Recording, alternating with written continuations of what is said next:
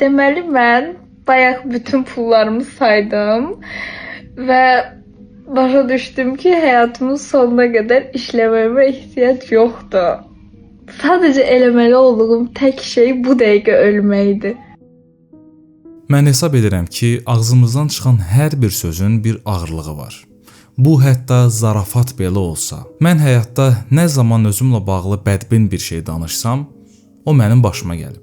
Eyni zamanda indiyə qədər nədən qorxmuşamsa, həmin şeylə üzləşmək məcburiyyətində qalmışam. Zəhranın videoları zaman-zaman mənim qarşıma çıxırdı. Açıq onu deyim ki, çox pozitiv bir enerji bəxş edirdi ətrafındakı insanlara. Hesab edirəm ki, dünyadakı ən böyük dərd övlad itkisidir. Belə fikirləşirəm, bu dərddən daha ağır, daha böyük bir şey mənim ağlıma gəlmir. Hələ həyatının ən parlaq dövrləri onun önündəykən həyatını itirməsi valideynlərinə necə ağır bir dərd verir, düşünmək belə mümkün deyil. Mən o həmin qəza videosuna baxdım və istəyirsinizsə bu qəza barəsində bir-iki fikrimi söyləmək istəyirəm. Əvvəla, motosiklet sürənlər bunu daha yaxşı bilər. Motosiklet sürərkən hədəfə fokuslanmaq deyə bir şey var. Yəni məsələn siz motosiklet sürürsüz və qarşınıza anidən bir cisim çıxır. Məsələn bu maşın ola bilər, bu bir heyvan ola bilər, bu bir dirək ola bilər. Yəni hər hansısa bir şey. Bu sizin qarşınıza çıxır və siz gözünüzlə həmin hədəfə fokuslanırsınız. Məsələn mənim qarşıma bir avtomobil çıxır və mən o avtomobilə fokuslanıram. Nə sağa manevr edə bilmirəm, nə sola manevr edə bilmirəm, nə də tormuza basa bilmirəm. Birbaşa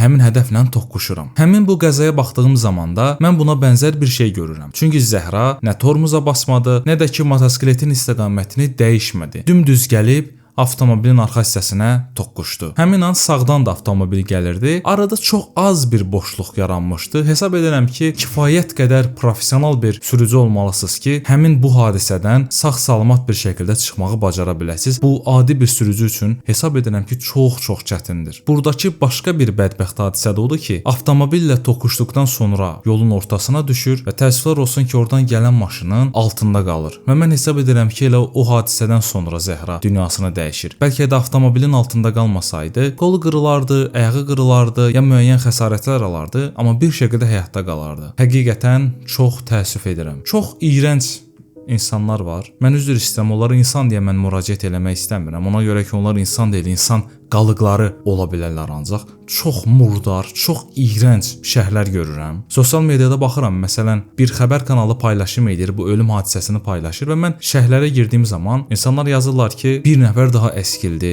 yaxşı oldu, belə oldu, elə oldu və bu şəhərlər yüzlərlə bəyəni alır. Mən bir insan nə qədər iyrənc, nə qədər əqidəsiz, nə qədər vicdansız olar ki, bu məsələyə bu cür qiymət verər. O 17 yaşında gənc bir qız idi və özünə bir şəkildə həyat qurmağa çalışırdı. Hansı ki özünün sevdiyi, özünün istədiyi bir həyatı qurmağa çalışırdı. İnsanlar deyirlər ki, sürücülük vəsiqəsi yox idi və bu təbii ki, müdafiə edilə biləcək heç bir tərəfi yox idi. Bu tərəfdən əlbəttə ki, haqsız idi. Sürücülük vəsiqəsi olmadan yola çıxırıqsa, özümüzə xəsarət verə bilərik, qarşımızdakı insana xəsarət verə bilərik. Təbii ki də bu yol verilməzdir, olmaz. Amma məsələnin bir digər tərəfinə baxanda mən onu deyə bilərəm ki, gənc idi, həmin dövrlərdə insanlar, türklərin bir sözü var, ipa-sapa yatmır, söz dinləmir, öz burnunun dikinə gedir. Hamımız gənc olmuşuq. O vaxtı mən də o yaşlarım olanda valideynlərim hansısa məsələyə fikir bildirəndə deyirdim sən bilmirsən, sən qarışma.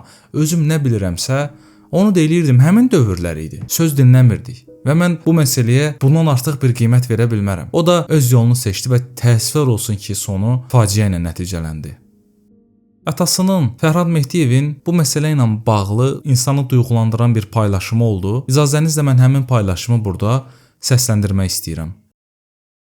Valideynlərə, xüsusilə atalara tövsiyələrim var. Bunları nəzərə alın ki, həyat sizi yandırmasın. Son 2 ildir ki, mən qızımın tərbiyəsinə ciddi qarışmırdım. Reklam çəkib pul qazanırdı. Hətta mənə ata, blogerlər vəkillərdən çox pul qazanır deyirdi. Bir tərəfdən müstəqil, digər tərəfdən də doğru bir həyat yaşamasını istəyirdim. Mən onun həkim olmasını istəyirdim. Tibbi hazırlığa getməkdə də bütün xərclərini qarşılayacağımı demişdim. Fikrini dəyişə bilmədim. O da incəsənətdə oxumaqda israrlı idi. Övladlarınız üzərində ciddi nəzarəti əldən verməyin. Sizə pis ata desinlər. Səbirlə uşaqlarınızı 23-25 yaşına qədər yönləndirməyə, nəzarət etməyə davam edin. Siz onlara nəzarət etməsəniz, öz həyatım var, işlərim çoxdur deyə bir gün peşmanlığınız və ağrılarınızla mənəvi əzablarınıza nəzarət edə bilməyəcəksiniz. Uşağın hər ürəyi istədiyini, istədiyi həyatı deyil, siz onun üçün seçdiyi həyatı verin. Sevgi, qayğı və nəzarətdən ibarət bir tərbiyə vermək hər bir valideynin funksiya və borcudur. Həyatda ən böyük investisiya uşaqlarınızdır. O məsələdə udsanız, digər heç bir şeydə udmasanız belə sizə qəm yoxdur. Övlad məsələsində uduzan valideynin isə əslində heç bir qazancı, təsəllisi yoxdur.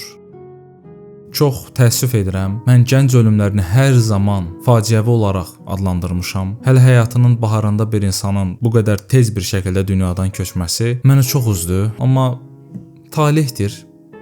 Əldən bir şey gəlmir. Allah rəhmət eləsin.